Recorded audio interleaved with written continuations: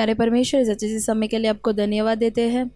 इस वचनों के अनुसार हम चलने के लिए आप मदद कीजिए परमेश्वर। केवल हम लोग सुनना नहीं चाहिए, इस पूरे समय को आपके हाथ में समर्पण करते आप हमें चलाइए। यीशु मसीह के नाम से मांगते पिता, आमीन। उत्पत्ति 19वां अध्याय से हम पढ़ेंगे। सांझ को वे दो दूत सदोम के पास आए और लूत सदोम के फाटक के पास बैठा था। उनको देखकर वह उनसे भेंट करने के लिए उठा और मुंह के बल झुककर दंडवत कर कहा, हे मेरे प्रभुओं, अपने दास के घर में पधारिए और रात भर विश्राम कीजिए और अपने पांव धोइए, फिर भोर को उठकर अपने मार्ग पर जाइए। उन्होंने कहा, नहीं, हम चौकी में रात बिताएंगे। पर उसने उनसे बहुत विनती करके उन्हें मनाया, इसलिए वे उसके साथ चलकर उसके घर में आए और उसने उनके लिए भोजन तैयार किया और बिना खमीर की रोटियां बनाकर उनको खिलाई। उनके सो जाने से पहले सदोम नगर के पुरुषों ने जवानों से लेकर बूढ़ों तक वरन चारों ओर के सब लोगों ने आकर उस घर को घेर लिया और लूत को पुकार कर कहने लगे, जो पुरुष आज रात को तेरे पास आए हैं वे कहाँ हैं? उनको हमारे पास बाहर ले आ कि हम उनसे भोग करें। तब लूत उनके पास द्वार के बाहर गया और किवाड़ को अपने पीछे बंद करके कहा, हे मेरे भाइयों, ऐसी बुराई न करो। सुनो, मेरी 2 बेटियां हैं जिन्होंने अब तक पुरुष का मुंह नहीं देखा। इच्छा हो तो मैं उन्हें तुम्हारे पास बाहर ले आऊं और तुमको जैसा अच्छा लगे वैसा व्यवहार उनसे करो, पर इन पुरुषों से कुछ न करो, क्योंकि ये मेरी छत तले आए हैं। उन्होंने कहा, हट जा। फिर वे कहने लगे, तू एक परदेशी होकर यहाँ रहने के लिए आया, पर अब न्यायी भी बन बैठा है। इसलिए अब हम उनसे भी अधिक तेरे साथ बुराई करेंगे। और वे उस पुरुष लूत को बहुत दबाने लगे और किवाड़ तोड़ने के लिए निकट आए। तब उन अतिथियों ने हाथ बढ़ाकर लूत को अपने पास घर में खींच लिया और किवाड़ को बंद कर दिया। और उन्होंने क्या छोटे क्या बड़े सब पुरुषों को जो घर के द्वार पर थे अंधा कर दिया। अतः वे द्वार को टटोलते टटोलते थक गए। फिर उन अतिथियों ने लूत से पूछा, यहाँ तेरा और कौन कौन है? दामाद, बेटे, बेटियां और नगर में तेरा जो कोई हो, उन सबों को लेकर इस स्थान से निकल जा, क्योंकि हम यह स्थान नष्ट करने पर है, इसलिए कि इसकी चिल्लाहट यहोवा के सम्मुख बढ़ गई है और यहोवा ने हमें इसका सत्यानाश करने के लिए भेजा है। तब लूत ने निकलकर अपने दामादों को, जिनके साथ उसकी बेटियों की सगाई हो गई थी, समझा के कहा, उठो, इस स्थान से निकल चलो, क्योंकि यहोवा इस नगर को नष्ट करने पर है। पर वह अपने दामादों की दृष्टि में टट्टा करने वाला जान पड़ा। जब पौ फटने लगी, तब दूतों ने लूत से जल्दी करने को कहा और बोले, उठ, अपनी पत्नी और दोनों बेटियों को जो यहाँ है ले जा, नहीं तो तू भी इस नगर के अधर्म में भस्म हो जाएगा। पर वह विलंब करता रहा। इस पर उन पुरुषों ने उसका और उसकी पत्नी और दोनों बेटियों के हाथ पकड़े, क्योंकि यहोवा की दया उस पर थी, और उनको निकालकर नगर के बाहर कर दिया। और ऐसा हुआ कि जब उन्होंने उनको बाहर निकाला, तब कहा, अपना प्राण लेकर भाग जा, पीछे की ओर न ताकना और तराई भर में न ठहरना, उस पहाड़ पर भाग जाना, नहीं तो तू भी भस्म हो जाएगा। लूत ने उनसे कहा, हे प्रभु, ऐसा न कर। देख, तेरे दास पर तेरी अनुग्रह की दृष्टि हुई है और तूने इसमें बड़ी कृपा दिखाई कि मेरे प्राण को बचाया है। पर मैं पहाड़ पर भाग नहीं सकता, कहीं ऐसा न हो कि कोई विपत्ति मुझ पर आ पड़े और मैं मर जाऊं। देख, वह नगर ऐसा निकट है कि मैं वहां भाग सकता हूं, और वह छोटा भी है, मुझे वही भाग जाने दे। क्या वह नगर छोटा नहीं है? और मेरा प्राण बच जाएगा। उसने उससे कहा, देख, मैंने इस विषय में भी तेरी विनती स्वीकार की है कि जिस नगर की चर्चा तूने की है उसको मैं नष्ट न करूँगा। फुर्ती से वहाँ भाग जा, क्योंकि जब तक तू वहाँ न पहुँचे तब तक मैं कुछ न कर सकूँगा। इसी कारण उस नगर का नाम सोहर पड़ा। लूत के सोहर के निकट पहुँचते ही सूर्य पृथ्वी पर उदय हुआ। तब यहोवा ने अपनी ओर से सदोम और अमोरा पर आकाश से गंधक और आग बरसाई और उन नगरों को और उस संपूर्ण तराई को और नगरों के सब निवासियों को भूमि की सारी उपज समेत नष्ट कर दिया। लूत की पत्नी ने जो उसके पीछे थी दृष्टि फेर के पीछे की ओर देखा और वह नमक का कम्बा बन गई। बोर को इब्राहिम उठकर उस स्थान को गया जहाँ वह यहोवा के सम्मुख खड़ा था, और सदोम और अमोरा और उस तराई के सारे देश की ओर आंख उठाकर क्या देखा कि उस देश में से ददकती हुई भट्टी का सा धुआं उठ रहा है। और ऐसा हुआ कि जब परमेश्वर ने उस तराई के नगरों को जिनमें लूत रहता था उलट पुलट कर नष्ट किया, तब उसने इब्राहिम को याद करके लूत को उस घटना से बचा लिया। फिर लूत ने सोहर को छोड़ दिया और पहाड़ पर अपनी दोनों बेटियों समेत रहने लगा, क्योंकि वह सोहर में रहने से डरता था। इसलिए वह और उसकी दोनों बेटियां वहाँ एक गुफा में रहने लगे। तब बड़ी बेटी ने छोटी से कहा, हमारा पिता बूढ़ा है और पृथ्वी भर में कोई ऐसा पुरुष नहीं जो संसार की रीति के अनुसार हमारे पास आए। इसीलिए आ, हम अपने पिता को दाखमधु पिलाकर उसके साथ सोएं, जिससे कि हम अपने पिता के वंश को बचाए रखें। अतः उन्होंने उसी दिन रात के समय अपने पिता को दाखमधु पिलाया। तब बड़ी बेटी जाकर अपने पिता के पास लेट गई, पर उसने न जाना कि वह कब लेटी और कब उठ गई।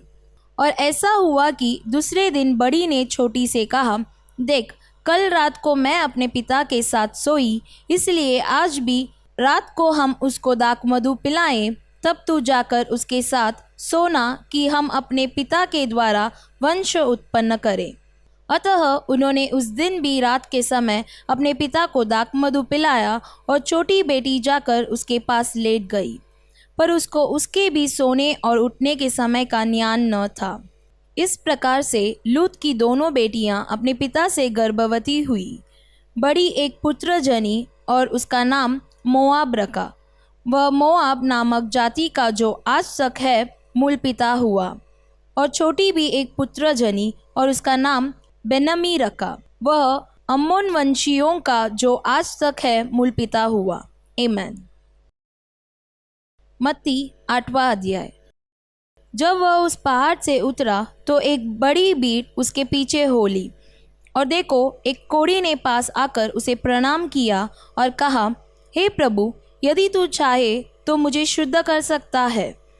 यीशु ने हाथ बढ़ाकर उसे छुआ और कहा, मैं चाहता हूँ, तू शुद्ध हो जा।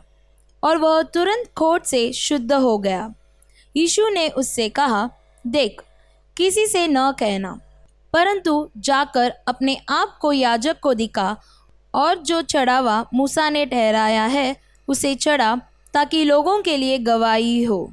जब वह कफरनहूम में आया तो एक सूबेदार ने उसके पास आकर उससे विनती की, हे प्रभु, मेरा सेवक घर में लकवा रोग से बहुत दुखी पड़ा है।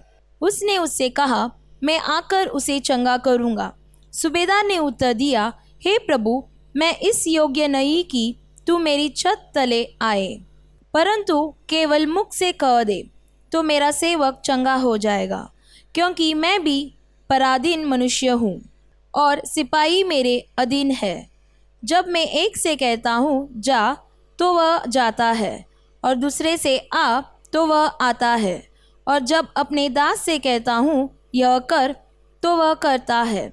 यह सुनकर यीशु को अचंभा हुआ, और जो उसके पीछे आ रहे थे उनसे कहा, मैं तुमसे सच कहता हूँ कि मैंने इज़राइल में भी ऐसा विश्वास नहीं पाया। और मैं तुमसे कहता हूँ कि पूर्व और पश्चिम से बहुत से लोग आकर इब्राहिम और इसहाक और याकूब के साथ स्वर्ग के राज्य में बैठेंगे, परंतु राज्य के संतान बाहर अंधकार में डाल दिए जाएंगे, वहाँ रोना और दांतों का पीसना होगा। तब यीशु ने सूबेदार से कहा, जा, जैसा तेरा विश्वास है वैसा ही तेरे लिए हो। और उसका सेवक उसी घड़ी चंगा हो गया। यीशु जब पतरस के घर आया तो उसने उसकी सास को ज्वर में पड़ी देखा। उसने उसका हाथ छुआ और उसका ज्वर उतर गया और वह उठकर उसकी सेवा करने लगी। जब संध्या हुई तब वे उसके पास बहुत से लोगों को लाए जिनमें दुष्टात्माएं थीं, और उसने उन आत्माओं को अपने वचन से निकाल दिया और सब बीमारों को चंगा किया, ताकि जो वचन यशाया भविष्यद्वक्ता के द्वारा कहा गया था वह पूरा हो। उसने आप हमारी दुर्बलताओं को ले लिया और हमारी बीमारियों को उठा लिया। यीशु ने जब अपने चारों ओर एक बड़ी भीड़ देखी तो झील के उस पार जाने की आज्ञा दी। तब एक शास्त्री ने पास आकर उससे कहा, हे गुरु, जहाँ कहीं तू जाएगा मैं तेरे पीछे हो लूँगा। यीशु ने उससे कहा, लोमड़ियों के बट और आकाश के पक्षियों के बसेरे होते हैं, परंतु मनुष्य के पुत्र के लिए सिर धरने की भी जगह नहीं है। एक और चेले ने उससे कहा, हे प्रभु, मुझे पहले जाने दे कि अपने पिता को गाड़ दूं। यीशु ने उससे कहा, तू मेरे पीछे हो ले और मुर्दों को अपने मुर्दे गाड़ने दे। जब वह नाव पर चढ़ा तो उसके चेले उसके पीछे हो लिए, और देखो, झील में एक ऐसा बड़ा तूफान उठा कि नाव लहरों से ढकने लगी और वह सो रहा था। तब चेलों ने पास आकर उसे जगाया और कहा, हे प्रभु, हमें बचा, हम नष्ट हुए जाते हैं। उसने उनसे कहा, ए अल्पविश्वासियों, क्यों डरते हो? तब उसने उठकर आंधी और पानी को डांटा और सब शांत हो गया, और वे अचंभा करके कहने लगे, यह कैसा मनुष्य है कि आंधी और पानी भी उसकी आज्ञा मानते हैं। जब वह उस पार गदरेनियों के देश में पहुंचा तो दो मनुष्य जिनमें दुष्टात्माएं थी कब्रों से निकलते हुए उसे मिले। वे इतने प्रचंड थे कि कोई उस मार्ग से जा नहीं सकता था। उन्होंने चिल्लाकर कहा, ए परमेश्वर के पुत्र, हमारा तुझसे क्या काम? क्या तू समय से पहले हमें दुख देने यहाँ आया है? उनसे कुछ दूर बहुत से सूअरों का एक झुंड चर रहा था। दुष्टात्माओं ने उससे यह कहकर विनती की, यदि तू हमें निकालता है तो सूअरों के झुंड में भेज दे। उसने उनसे कहा, जाओ। और वे निकलकर सूअरों में पैठ गई, और देखो, सारा झुंड कड़ाड़े पर से झपटकर पानी में जा पड़ा और डूब मरा।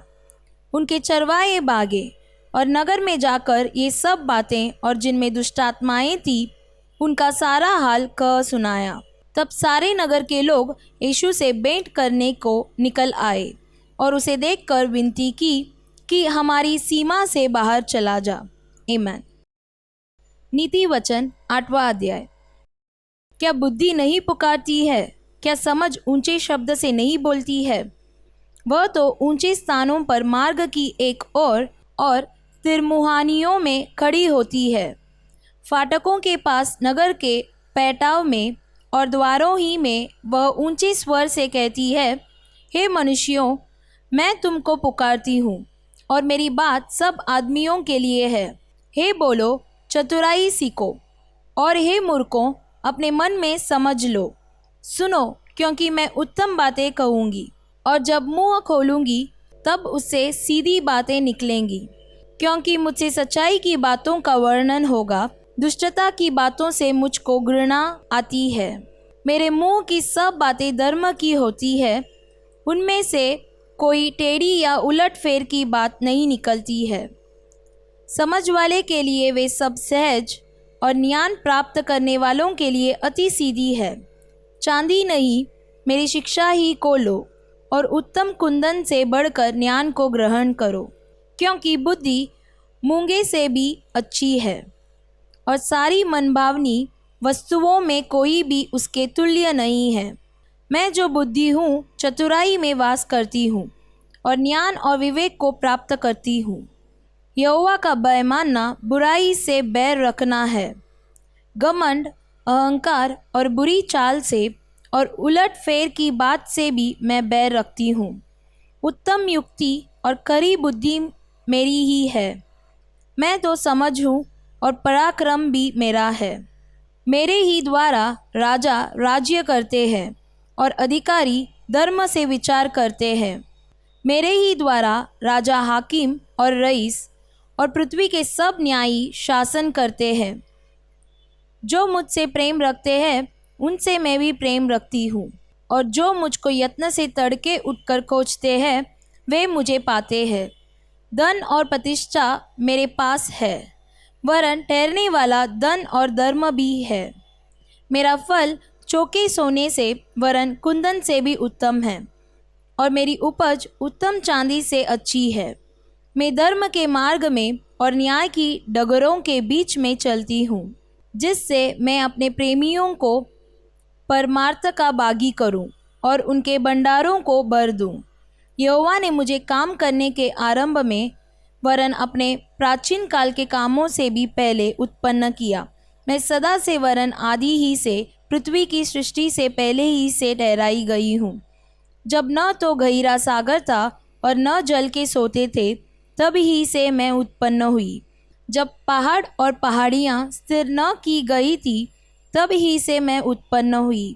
जब यहोवा ने न तो पृथ्वी और न मैदान न जगत की धूलि के परमाणु बनाए थे, इनसे पहले मैं उत्पन्न हुई। जब उसने आकाश को स्थिर किया, तब मैं वहाँ थी।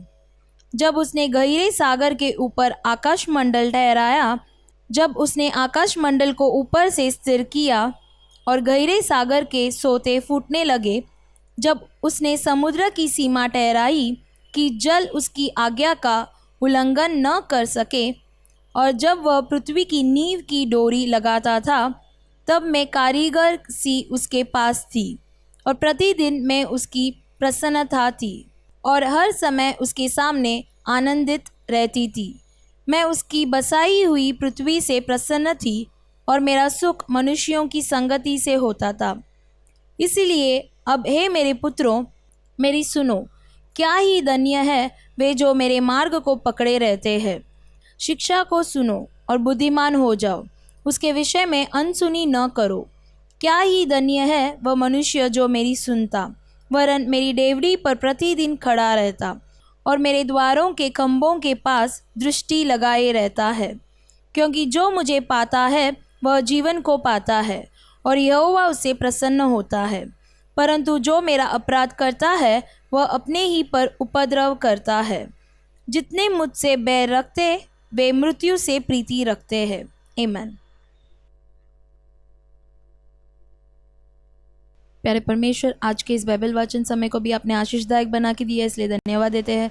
जैसे हमने पढ़े थे परमेश्वर, उस सूबेदार के जैसा आपके ऊपर पूरे विश्वास रखने के लिए हमें मदद कीजिए। हमारे विश्वास के जीवन को बढ़ोतरी दीजिए, और आपके शिक्षा को सुनकर और बुद्धिमान होने के लिए हमें मदद कीजिए। परमेश्वर, आपके हाथों में समर्पण करते यीशु मसीह के नाम से मांगते पिता, आमीन।